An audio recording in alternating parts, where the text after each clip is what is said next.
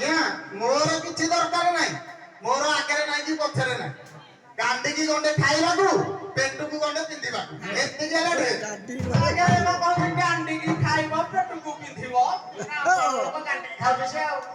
ତୁ ଗାଣ୍ଡିକି ଖାଉଛୁ ଆଜ୍ଞା ଏଟା ପିଲାବେଳୁ ଅଭ୍ୟାସ ମୁଁ କଣ ହଉ ଗାଣ୍ଡିକି ଖା ପେଟକୁ କେମିତି ପିନ୍ଧୁଥା